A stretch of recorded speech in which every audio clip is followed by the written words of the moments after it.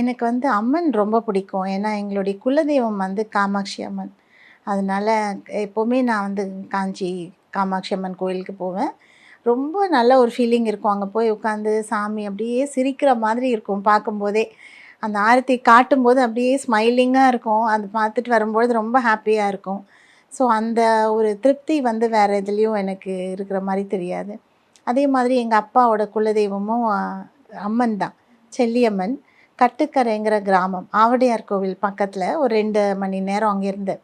ஒரு தனி ஃபுல்லாக ஃபீல்டாக இருக்கும். அதுக்கு நடுவில் இந்த கோவில் ரொம்ப அழகாக இருக்கும்.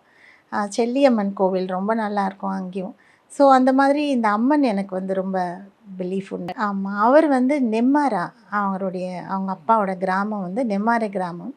அதில் வந்து கிருஷ்ணன் கோவில் ரொம்ப, அந்த கோவிலுக்கு சுற்றி தான் அந்த வீடு எல்லாமே. அங்கே கோவில் தான் முக்கியமானது. அங்கே எல்லோரும் காலையில் அந்த புழையில் குளிச்சுட்டு கோவிலுக்கு போயிட்டு வருவாங்க, வீட்டில் ரெஸ்ட் எடுப்பாங்க. ஈவினிங் திரும்பவும் கோவில் போவாங்க. வேறு எந்த ஒரு ஆக்டிவிட்டியுமே இருக்காது. ஆனால் அவ்வளோ ஒரு பீஸ் ஆஃப் மைண்ட் இருக்கும் அங்கே போய் இருக்கும்போது. சம்மர் வந்தாச்சு, எங்க கிட்ட விட்டுருங்க, நாங்க பாத்துக்கிறோம். GT Holidays, South India's #1 travel brand.